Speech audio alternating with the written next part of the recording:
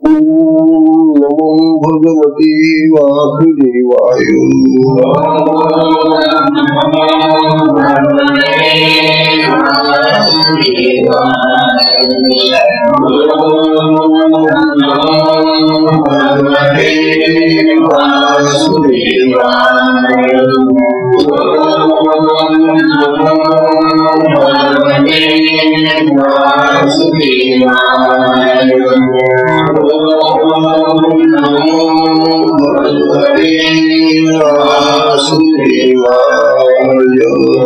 श्री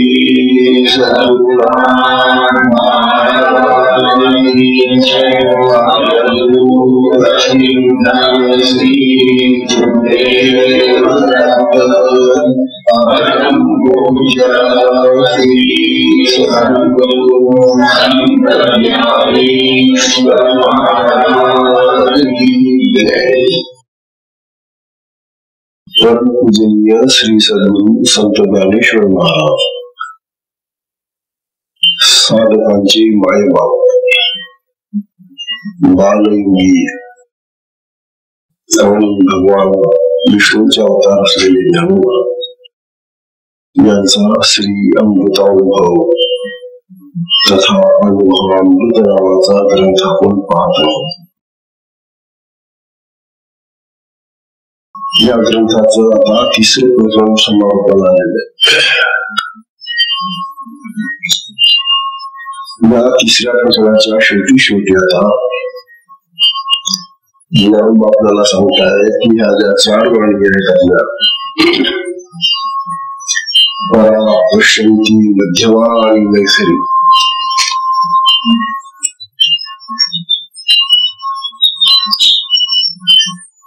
या वाणीमुळे आपल्या मानव जीवनावर फार मोठं ऋण झालेले, कर्ज झालेले, उपकार झालेले. कारण मानवाचा विकास त्याच्या भाषेने झालेला आहे, वाणीने झालेला आहे. कल्पना करा की जर ही वाणी आपल्याला लाभली नसती तर आपले जीवन इतर जे पशु पक्षी जसे आहेत ना त्याच अवस्थेत राहिलं असत. कारण त्यांची वाणी विकसित झालीच नाही. त्यांच्या वाणीमध्ये ग्रंथ छापले गेलेले, कुठे भाषण नाही, कुठे प्रवचन नाही, कुठे काहीच नाही, शाळा नाही, कॉलेजेस नाही, काहीच नाही. आपला हा वाणीने जो विकास केलेला आहे, हा वाणीने केलेला म्हणजे परा, पश्यंती, बुद्धिमान, लेखनी या ज्या 4 वाणी आपल्या देहात आहे, या वाणीमुळे मनुष्य बनलेला आहे. अन्यथा तो प्राणी राहिला असता. म्हणून जानवा आपल्याला आता शेवटी या प्रकरणामध्ये असं सांगताय. या प्रकरणाचं नावच त्यांनी असं दिलं होतं की वाचा ऋण परिहार. वाचा ऋण म्हणजे आपली ही जी वाणी आहे तिचं जे आपल्याला ऋण झालेलं आहे त्याचा परिहार व्हायला पाहिजे. ते कर्ज, ते ऋण आपलं फेटलं गेलं पाहिजे, त्याचं उत्तर व्हायला पाहिजे. तेव्हा ज्ञानोबाचा शेवटच्या 2 युगांमध्ये या वाणीचा परिहार कसा करायचा, या वाणीने केलं काय, कोणतं कर्ज त्यांनी यांच्यावर करून ठेवलेलं आहे. बाकी जगाचं तर हे काय आहेच ना, परंतु ज्ञानोबाजी मूलभूत गोष्ट सांगताय, मुख्य गोष्ट सांगताय ज्ञानोबा. ही मूलभूत गोष्ट म्हणजे या वाणी ज्या आहेत या वाणी अविद्याजनक आहेत. मग त्यांनी आपल्याला ज्ञान दिलेलं आहे, परंतु त्यांनी दिलेलं जे ज्ञान आहे तेही अविद्याजनक आहे. बघून टाकणारे असं हे प्रवचन मानवांचं. आज आतापर्यंत आपण जे काय ऐकलेलं आहे त्याच्या बिलकुल वेगळ्या पद्धतीने देऊ आपल्याला दिलेल्या. आपल्या ह्या ज्या वाणी आहेत, आपल्या ज्या भाषा आहेत, त्या भाषेने आपलं तू केलं, तू उपकार केले असं आपण जे मानतो आहोत, ठीक आहे. त्यांनी केलेले जे उपकार आहेत, त्यांनी केलेला जो आमचा विकास आहे, तो विकास त्यांनी केला खरी, परंतु त्या अपुऱ्या राहिल्या. त्या विकासाचं शेवटचं टोक त्यांना गाठता नाही आलं. आणि जर विकासाचं शेवटचं टोक त्यांना गाठता येत नसेल तर मधला हा जो त्यांचा भाग आहे तो नश्वर आहे. साधी गोष्ट ना, मनुष्य मेल्यावर त्याची वाणी आधी बंद होते ना. वाणी जिथं बंद होऊन जाते मग वाणी मधून त्याला जे काही सांगायचं समजा म्हणतात. जर लोकांना काही उद्योग घेऊन जायचंय, काय सांगून जायचं असेल त्याला, ते सुद्धा त्याला सांगता येते.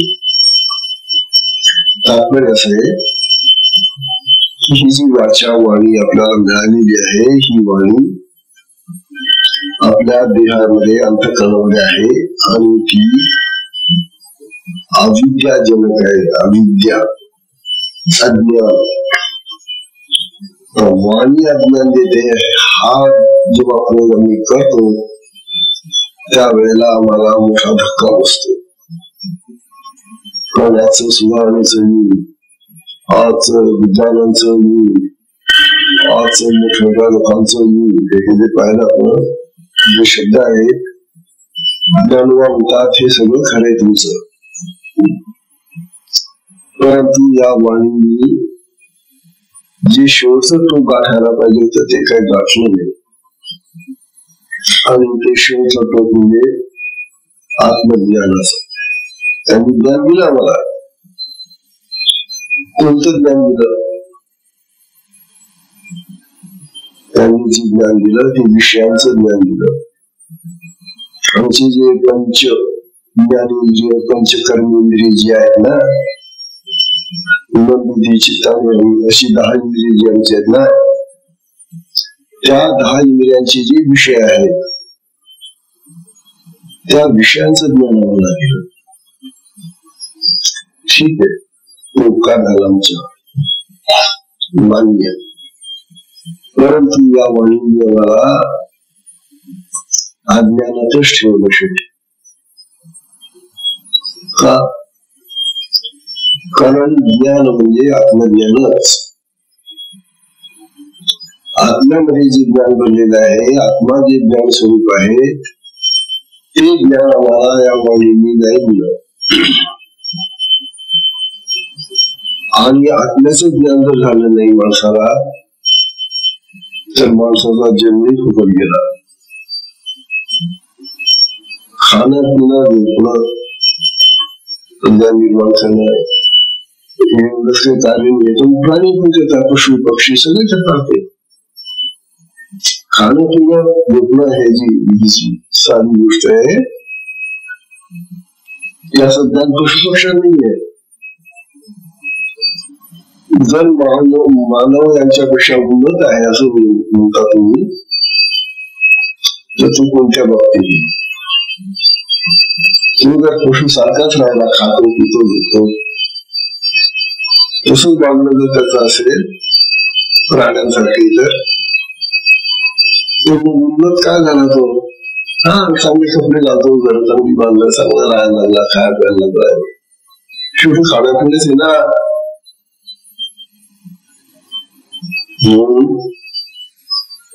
ज्ञानाला सांगताय की या वाणीचं हे गुण मान्य केलं की त्यांनी आम्हाला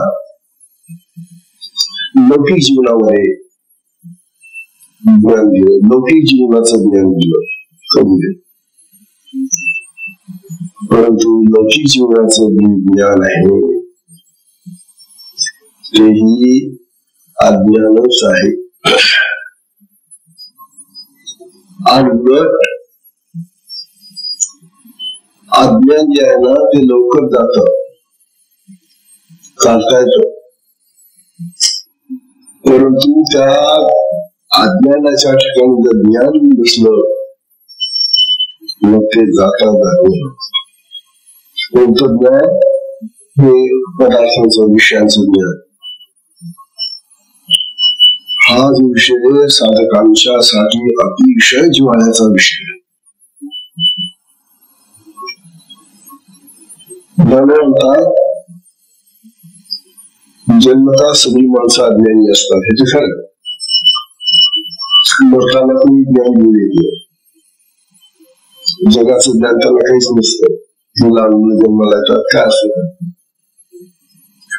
म्हणजे जन्माला येतो आम्ही अविद्येमध्ये, अज्ञानामध्ये,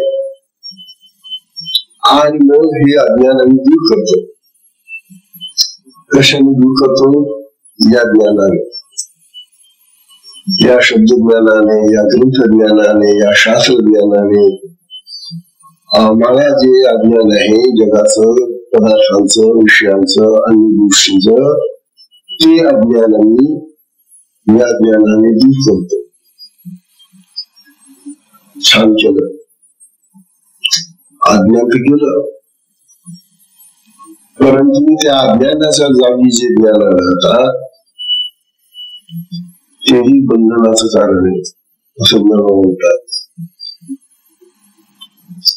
ते बंधनाचं कारण कसं असू शकतं? आता थोडक्यात आपण काही उदाहरण करू. त्याप्रमाणे आतापर्यंत खूप दृष्टांत घेऊन समजून सांगितले आपल्याला, आणि दृष्टांत दिले. साधी गोष्ट पाहता, प्रत्येकाच्या अनुभवातली गोष्ट आहे. समजा कुठला एखादा मनुष्य आला आपल्या घरी, आपल्या गावाला, त्याचं ज्ञान आहे का? नाही. काय, कुठला, कसा, काही माहिती. अज्ञान आहे की नाही त्याच्या संबंधी मान्य करावं लागेल. अज्ञान आहे त्याच्या संबंधी, कारण तो कुठून आला, काय आला, कुठून आहे, काय माहिती नाही. म्हणजे या माणसाबद्दल जे आम्हाला अज्ञान आहे ते अज्ञान आता घालवायचंय आम्हाला, म्हणजे त्याचा परिचय करावा लागेल ना. म्हणजे ज्ञान मिळालं मला, दोन लोक मिळाले मला, त्याचा परिचय करून देणारे दोन माणसं मिळाले. एकाने परिचय करून दिला, हा फार सज्जन मनुष्य आहे, फार प्रेमळ आहे, हा फार धार्मिक आहे, चांगला आहे वगैरे वगैरे. हे त्याचं बोलणं ऐकल्यानंतर आम्हाला फार बरं वाटलं, आणि लगेच आम्ही त्याचा आदरा तिथ्याचा भाग सुरू केला. तिथं आम्ही त्याला का? कारण ते आम्हाला ओळखून त्यांनी जे गुण सांगितले त्या माणसाचे, त्या गुणांमुळे आम्हाला तो विषयता आवडायला लागला आणि बरं वाटलं. तो एक दुसरा मिळाला होता त्याच्यावर. त्याने सांगितलं हा लबाड वृक्ष, हा लुच्चा आहे, चोर आहे, भामटा आहे, खोटारड आहे, काय नाना प्रकार. आता पहा तुमचं ज्ञान. आता त्या माणसाबद्दल तुम्हाला थोडीशी घृणा यायला लागली, त्याचा थोडासा तिरस्कार वाटायला लागला.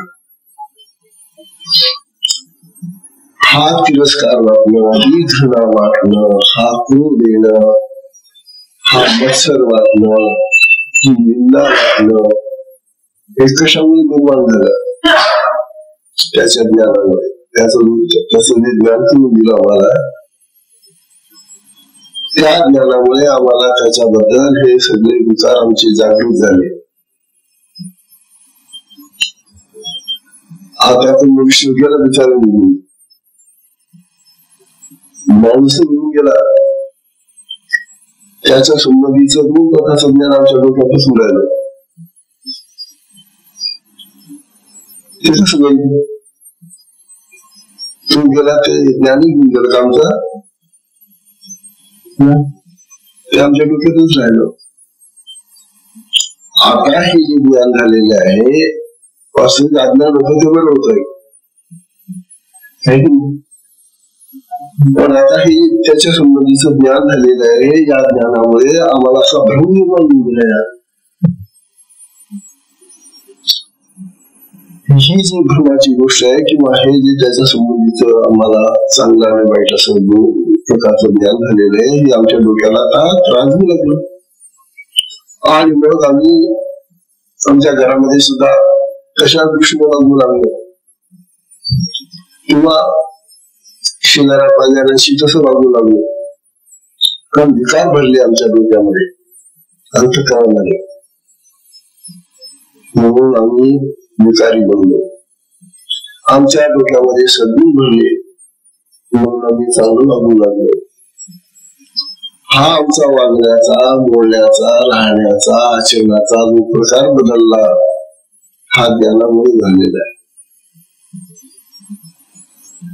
जी माणसं वाईट संगतीला असतात त्यांचं वर्तन वाईट का व्हावं? ती माणसाची बदललेली, पण हा चांगला आहे ना, मग याला चांगलं ज्ञान व्हायला पाहिजे ना, होत नाही. हाही वाईट वागायला मिळतो त्यांच्या सोबतीने. तात्पर्य असं ज्ञानोबा आपल्याला असं समजायले की या वाणींनी आम्हाला उपकार केला म्हणजे चांगल्या गोष्टी खूप शिकवल्या. म्हणजे जे अज्ञान होतं आमचं ते घालवलं नाही, हा छंद झाला. पण त्या अज्ञानाबरोबर जे ज्ञान आलेलं आहे ते ज्ञान मात्र आमच्या डोक्यात तसंच बसून राहिलं. हे आता जाता जात नाही. म्हणून ज्ञान हे बंधनाचं कारण आहे असं ज्ञानोबा आता वारंवार काढतो असं सांगायला, कारण त्याच्यासाठी किती उदाहरण दिली त्यांनी. आणि ज्याला तुम्ही ज्ञान ज्ञान म्हणता ते ज्ञान सुद्धा बंधनाचं कारण आहे. अज्ञान तर आहेच बंधनाचं कारण, परंतु ज्या अविद्येला ते ज्ञान दूर करतं, अज्ञानाला दूर करतं, ते ज्ञानच पुन्हा बंधन घेऊन बसतं. जाता जात हा जो प्रकार आहे ज्ञान असं म्हणतात. आता ह्या वाणीचं जे ऋण माझ्यावर झालेलं आहे ते ऋण मी कसं करू? आता ही 32वी मूवी कालच्या 32 दोन्ही मुळे राहिल्यात. आता पण विषय इतका गंभीर आहे, इतका मोलाचा विषय ज्ञान बापाला सांगायला की तो आम्हाला सगळ्या साधकांना फार उपयुक्त आहे. तर साधकांसाठी त्यांचं हे सगळं सांगणं आहे. जगातल्या अन्य लोकांना सांगून उपयोगाचं नाही, ते त्यांच्या मताप्रमाणे त्यांच्या बुद्धीप्रमाणे मानत राहतील. त्यांना किती तुम्ही सांगितलं की ज्ञान वाईट असतं ते ऐकणार नाही तुमचं. म्हणून ज्ञान आपल्याला सांगताय पाहताही नक्की सांगून मी वाचतो बघा. ते ऋणशेष वाचाया, ते ऋणशेष वाचाया न फेडलीची मरुनिया, न फेडलीची मरुनिया. ते पाया पडून सोडविले, ते पाया पडून सोडविले.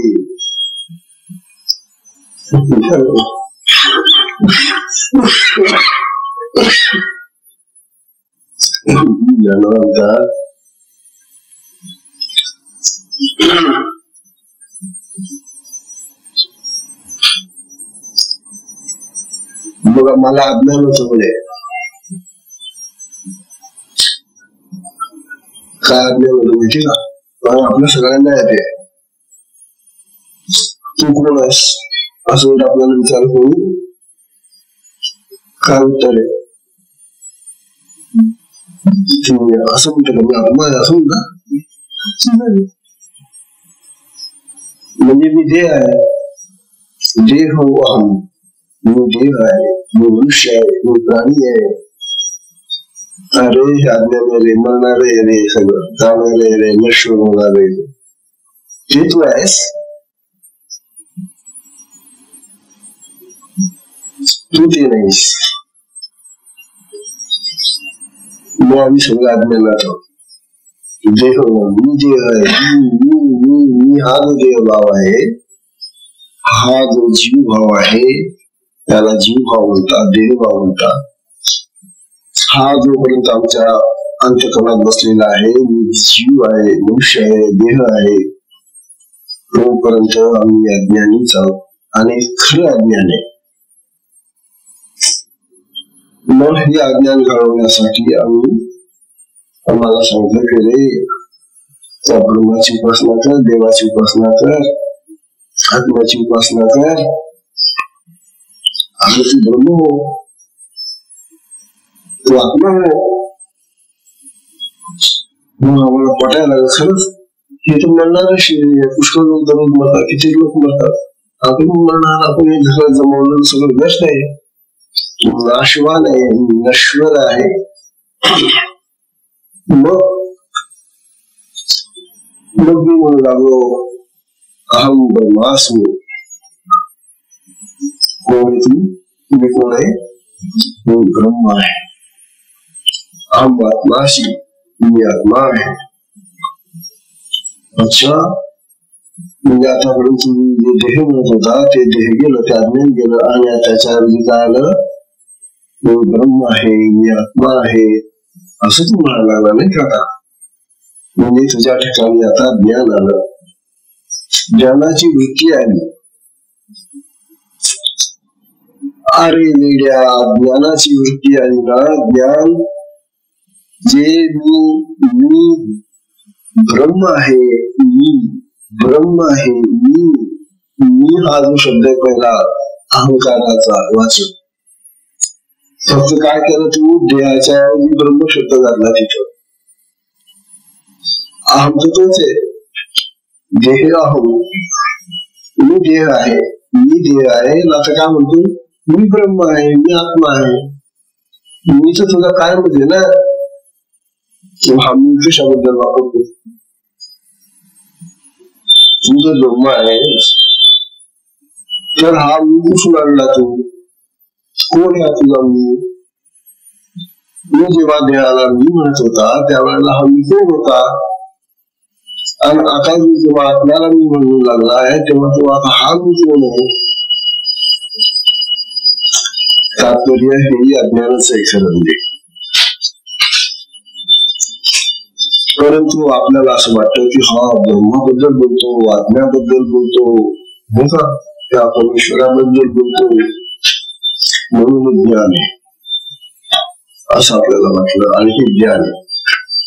परंतु हे ज्ञानही जर फिक्स झालं, पक्क झालं, तर ते पक्क झालं ज्ञान काही जाता जात नाही, दूर होत नाही. मग तो तुला काढलाच पाहिजे तिथून.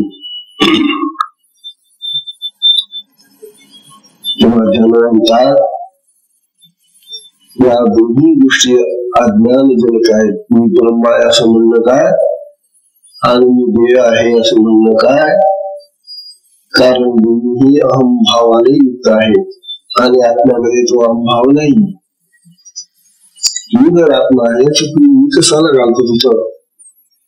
आत्मा निशब्द आहे. आत्मा कसा आहे? निशब्द. कुठले शब्द नाही तिथं. तो वाणीच्या पलीकडचा आहे.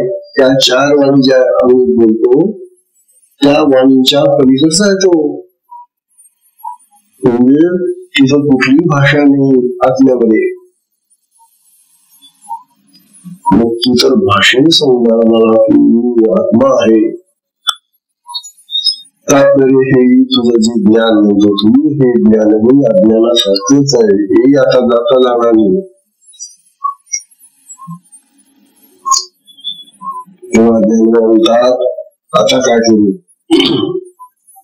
या वाणीचं जे माझ्यावर थोडंफार ऋण झाले, कर्म झालेले, की कर्ज मला फेडायचं. फेडलं तर पाहिजे, कारण तिचा उपकार झालाच आहे. लहानपणापासून मी शिकत आलोय, भाषा शिकायला लागते ना, लहान मुलांना शिकवतो ना आपण, आणि भाषा शिकतो म्हणून तर आपले व्यवहार चालतात जगात. म्हणून वाणीचा उपकार नक्की मानला पाहिजे.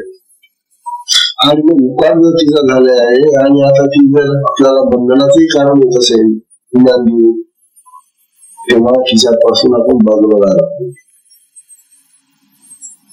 तिने आतापर्यंत आपल्याला शिकवलं, ठीक आहे, परंतु आता ती वाणी आपल्याला ज्ञान देऊन बंधनात अडकवते. असं जर होत असेल तर त्या वाणीपासून आता आपण दूर व्हायला पाहिजे. कारण बंधनामध्ये कशाला अडकायचं आपल्याला, त्याची ज्ञान बंधन कधीच आपल्याला. म्हणून गणबापू आणायचं म्हणताय ते ऋण शेष, तिचं जे शेष म्हणजे शिल्लक असलेलं ऋण वाचा या त्या वाणीचं जे ऋण आहे ते फेडवीची मरून या. त्या वाणीचं ऋण कसं फेडायचं तर त्या चारी वाणी मेल्याशिवाय ते फेडणार नाही.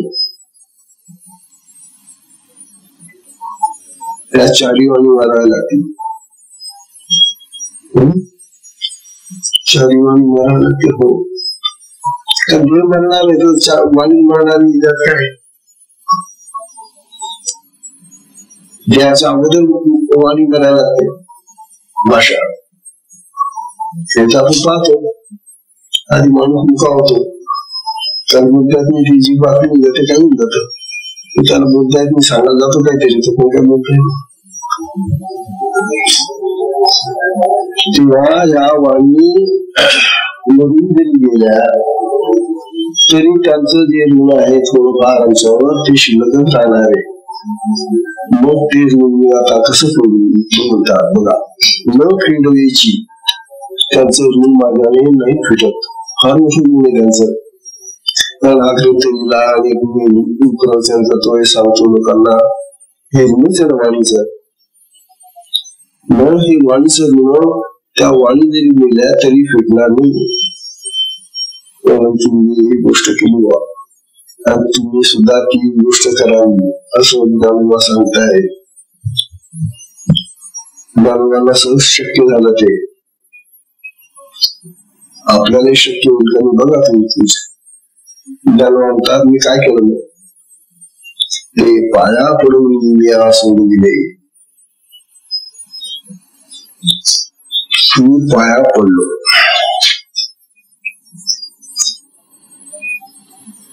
आता इथं कोणाच्या पाया पडायचं.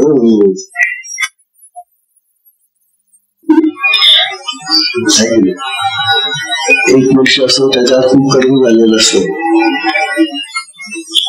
कर्ज काढावंच लागतं नाही का, काहीतरी घर घ्या, काही शेत घ्या किंवा काही घ्या, कर्ज घ्यावं लागतं. आणि ते कर्ज काही फेडत नाही लवकर. काढताना तर मजा वाटतं, घेऊन घेतो कर्ज, परंतु ते हप्ते ते त्याचे कर्जाचे ते देता देता मुश्किल होऊन जाते आणि मग थोडस राहून जातं कर्ज. म्हणजे काही फिटत नाही आपलं, त्याचं व्याज वाढतच राहतं. कर्ज जर फिटलं नाही तर व्याज वाढत राहतं ना.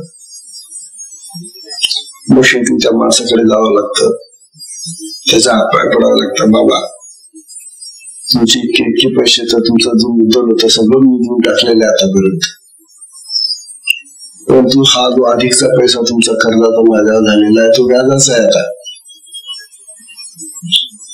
म्हणजे आता माझ्याने तर काही फिटवत नाही, मला तर काही तो फिरता येत नाही.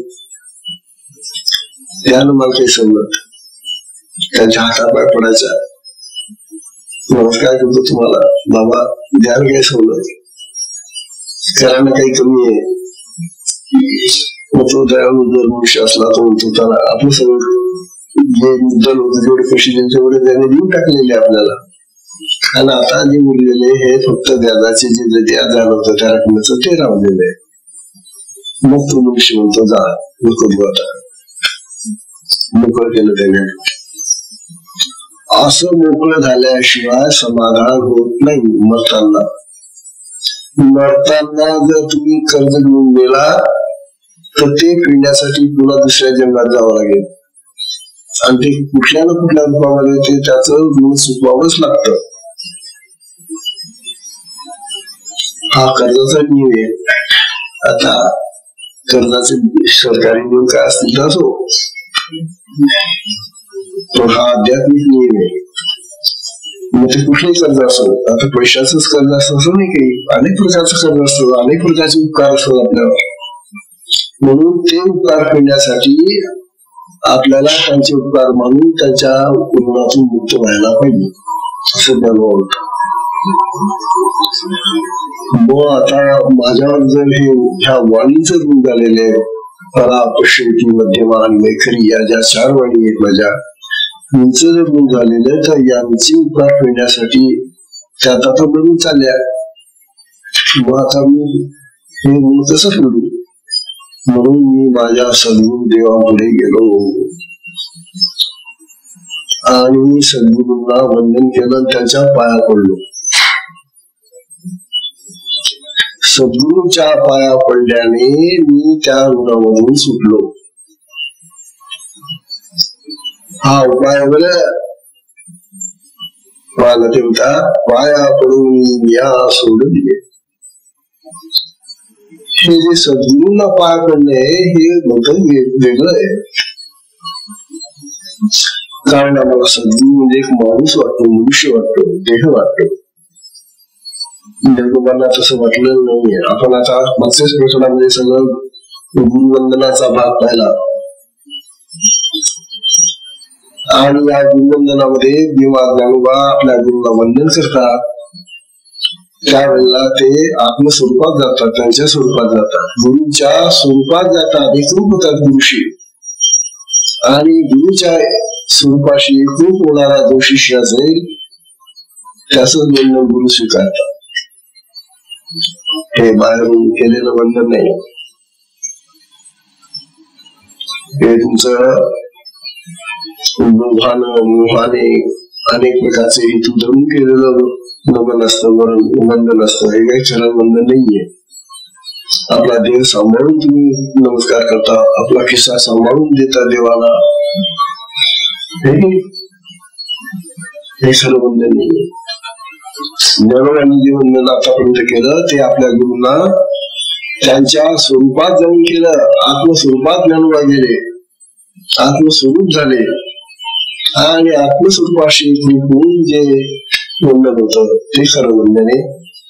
म्हणून मी माझ्या गुरुंना वंदन केलं म्हणजे मी त्यांच्या स्वरूपामध्ये आत्मस्वरूपात गेलो आणि आत्मस्वरूपामध्ये गेल्यानंतर मग त्या सद्गुरूंनी मला त्या कर्जातून सोडवलं. आता हा जो भाग आहे इथे देऊन आपल्याला सांगतात, कारण त्या आत्मस्वरूपामध्ये सर्व भरलेलं आहे.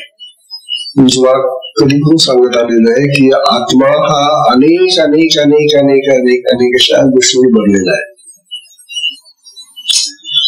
आत्म्यामध्ये काय नाही असं जर विचारलं तर आत्म्यामध्ये सर्व आहे. तुम्हाला हवं ते सगळं मिळेल आत्म्यामध्ये आणि आत्म्यामध्येच आहे ते सगळं.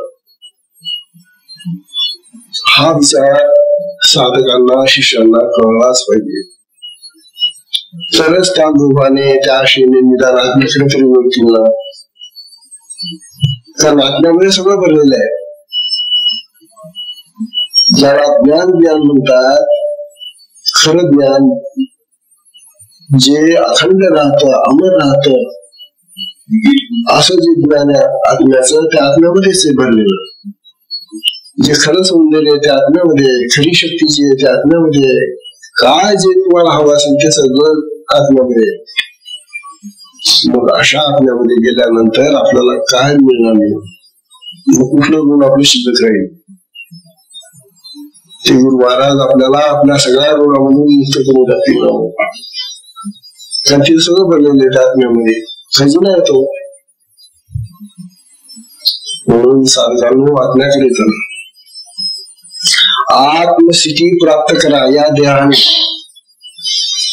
आणि या देहाने जर झाली नाही आत्मस्थिती प्राप्त तर पुढच्या देहाने होईल कशावर, पुढे कोणता देह मिळेल, कसा मिळेल, कुठे मिळेल, आणि त्याचा काही भरोसा नसल्यामुळे आता मिळालेला हा मानव देह, या मानव देहानेच आता हे शक्य आहे. आणि गुरु लाभलेले सुदैवाने. मग त्या गुरुंना असं पूजन करा की त्यांच्या स्वरूपामध्ये कृप होईल. आणि गुरु स्वरूपाशी कृप होऊन तुम्ही जर तसं बंधन केलं तर तुम्हाला तुमचे सगळे ऋण, तुमचे सगळे पाश, तुमची सगळी बंधनं सगळी मोकळं करून देतील.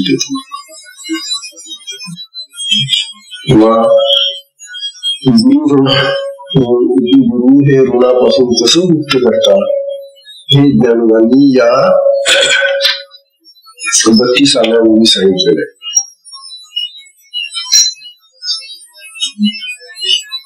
आता 33वी शेवटची ओळी बघा कशी भूमिका बघूया. म्हणून 33वी शेवटची ओळी आता या प्रश्नातली. म्हणून परा पश्यंती मध्यमा आणि भारती या विस्तरल्या लागती ज्ञानी लागती अज्ञानीच. बाबा ज्ञान म्हणतात या ज्या 4 वाणी आहेत, परा ही आपल्या बिंदूजवळ आहे, तिथून स्फूर्ती ती तिच्यावर आपल्या ह्याच्यामध्ये ती पश्यंती वाणी येते छातीमध्ये, कंठामध्ये ती मध्यमा आहे, आणि मग आपल्या मुखामध्ये येते ती वाचेनं बाहेर पडते ती वैखरीला भारती नाव दिलेले. त्या वाणीला भारती म्हटलेले पाहणं. म्हणून करा पश्यंती मध्यमा आणि भारती. बरं, या विस्तर या लागते, त्यांचा विस्तार करावा लागतो, म्हणजे यांच्यातून सुटका करावी लागते आपल्याला. ज्ञानी लागती अज्ञानीची. तेव्हा त्या अज्ञानी जीवांना आणि अज्ञानी अवस्थांतल्या लोकांना जे ज्ञान होतं त्या ज्ञानाने त्या बांधून ठेवतात आणि त्यांच्यापासून आपल्याला मुक्त व्हावं लागतं. आता हा जो विषय महाराज आता खूप चर्चेचा विषय हा. भाषेमुळे प्राप्त होणार हे जे ज्ञान आहे ते बंधनाचं कारण आहे, आणि ते बंधन जाता जात नाही. एक वेळ अज्ञान निघून गेलं, परंतु त्याच्या जागी हे जे ज्ञान आलेले आहे हे ज्ञान मात्र इतकं मजबूत कठीण असतं की ते जाता जात नाही. मग त्याच्यासाठी एक कथा सांगतो. आजच्या प्रवचनाला विश्रांती देऊया. कथा फार सोपी आहे, मग डोके जास्त मी खाजवलं जाणार नाही. आता सोपी कथा आहे.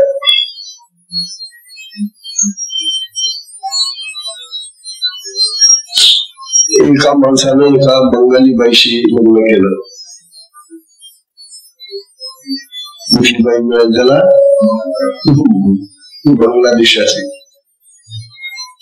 आता बंगालमध्ये जी उपासना आहे तिथं ती पिशाचांची अशी त्यांची वामपंथाची आहे असते पूजा अर्चा.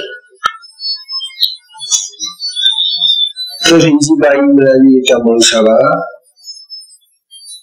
तिला सगळं भूत खेतांचं ज्ञान होतं, वायुमार्गाची पक्की होती.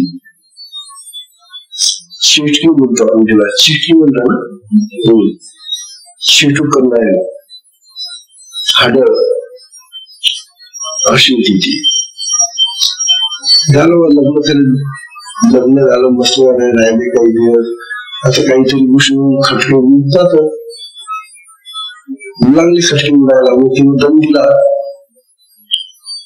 बा मिस्टर ती म्हणाली, काय तुम्ही जर असं वागला तर मी तुम्हाला मांजर बनवून टाकेन, नाही तर कुत्रा बनवेन. तिला ती विद्याच होती. बापरे, काय झालं? त्याने चौकशी केली की तिकडे जाऊन अशी काही विद्या असते का? आहे ना हो, अशा विद्या आहेत ना, या मार्गातल्या विद्या अशा आहे. म्हणून मग विनय खरोखर मला मांजर बनवून टाकलं, कुत्र बनवून टाकलं तर काय होईल माझं? म्हणून बिचारा घाबरला होता. आणि मग वाळत त्याला तिच्या धाकाने येतो, थोडस खायचं मी काय मी तिचा धाक सारखा न जाऊन आपल्याला केव्हा काय करेली असा होत चालला. तेव्हा एके दिवशी त्याला त्याचा मित्र भेटला रस्त्यामध्ये. काय तू असं काय कोणा काय झाला? खातं पितं की नाही? आता तर लग्न झालं तुझं, त्यामुळे खात पित जाणार आहे. मग त्याने आपलं दुःख सांगितलं त्या मित्राला. अरे मित्रा, काय करू मी लग्न करून पश्चाताप पाहू. काय झालं? ती बायको तर चांगली दिसते, घरदाकडे तुला काय झालं? मी त्यांना सगळं सांगितलं. मग तिला अशा चेटूपणा येतो आणि ती मला सारखी दाग दाखवत असते. आणि मी तिच्या धाकाने मला जेवण सुद्धा जात नाही, बरोबर झोप लागत नाही मला. मी काय करू? मला नाही. मग त्याने सांगितलं, तुला एक उपाय सांगू का? सांगू सांगलं, बरं झालं तू भेटला. मग काय उपाय सांगतो? तो म्हणाला, इथून 4 मैलावर दुसरे गाव आहे बरं का, तिथे बाई राहते, ती महाचिटकी आहे. तुझी बायको तो नुसती चिटकी नसेल, त्यांच्यापेक्षा जास्त विद्या तिला येते आणि त्यामुळे तिच्याशी कोणीच लग्न करत नाही.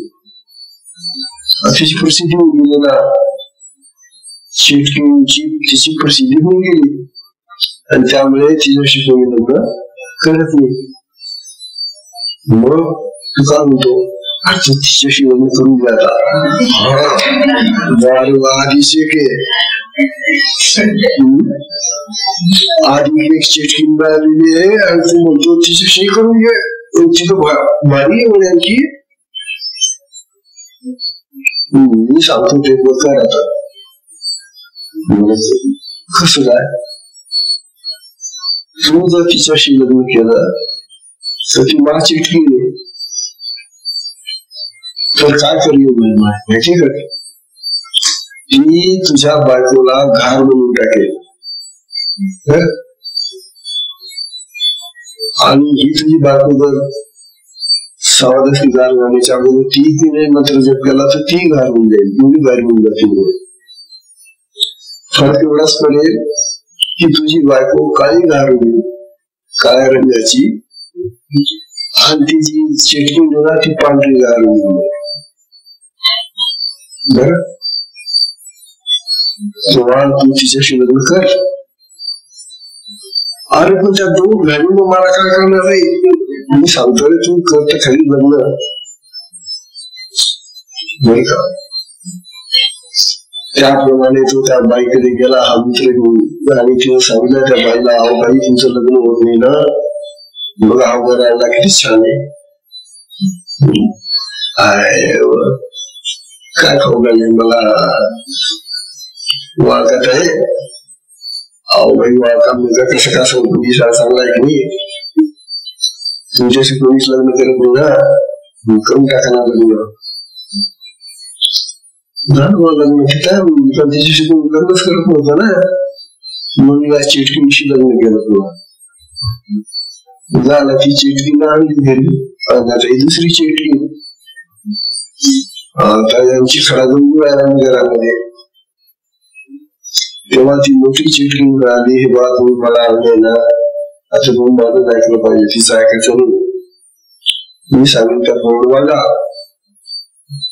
काय करू, एक मोठा दंडा घ्या, असं माझ्या कपाळावर मारणार आहे का?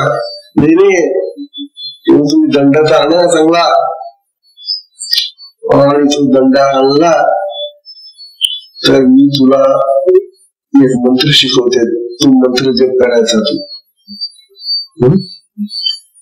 आणि तुमच्या हातावर उडी देऊन ठेवते. समजा तुम्ही मला जर घार केली ना तर हे उडीन माझ्या अंगावर टाकायचे घारीवर, म्हणजे मी पुन्हा बाई होईल. आणि तुम्हाला हा मंत्र देते ना, त्या मंत्राने आणि माझ्या मंत्राने ती घार म्हणजे काळी घार दिली, ती काळी घार होईल. तिने जर मंत्र मारला तर मी पांढरी घार. आता तुम्हाला दोन रंग समजतात ना? हो समजता बाई. तर त्या काळी घारीला हा जो दंड आहे ना तो मारायचा. काळी घारीला दंडा मारला किती मरे असा माराचा जोरात तिच्या डोक्यात मिळीच पाहिजे. बरोबर झालं त्यांचं भांडण. दोन्ही चिटणी भांडण झाली, दोघींनी एकमेकांवर मंत्र मारले, दोन्ही घालून गेल्या. आता कोणाला मारून कोणाला घालून प्रश्न बोलायचा पुढे. एक आपली पूर्वीची आहे ना, आता दुसरी करून लागलेली आहे. दोन्ही तशाच मिळाले आपल्याला. काय नशीब आपलं नाही का? आता काय करू? तेव्हा तो मित्र आला पुन्हा. मित्र म्हणाला बघ आता कसं जमलं तुझं. काय रे काय वेड्या रे, अरे काय घातलं घरामध्ये माझ्या, चांगलं जमलं काय? अरे आता तुला दोघींपासून सुटका करून देता येईल. बरं तू काय कर, आता आधी ही काळी घाल मार तिच्या डोक्यात टाक. ती वेळी ती मध्ये साडूला मारायचा, ते उडी टाकायचे बरं, तिकडून जिवंत होऊन जाईल. तेव्हा त्या मित्राच्या सल्ल्याप्रमाणे दोन्हींना दोन ठोकर मारले त्याने काठीचे आणि दोन्हींना ठार केलं. एक अविद्या होती पहिली, ती नष्ट झाली. दुसरी ही चांगली शहाणी अंगी ज्ञानी, तिला नष्ट केलं. तेव्हा ज्ञान आणि अज्ञान दोन्ही नष्ट झाल्याशिवाय आत्मस्थिती प्राप्त होत नाही.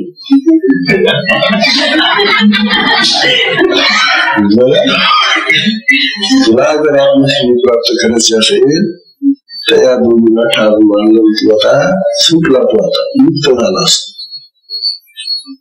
ज्ञानाला या शिवसंमध्ये ते हे सांगतात की ही जी वाणी आहे, ही वाणी आम्हाला विद्या देऊन गेली, परंतु ते जे ज्ञान दिलं तिने अविद्या नाशक, अविद्येचा नाश केला तिने.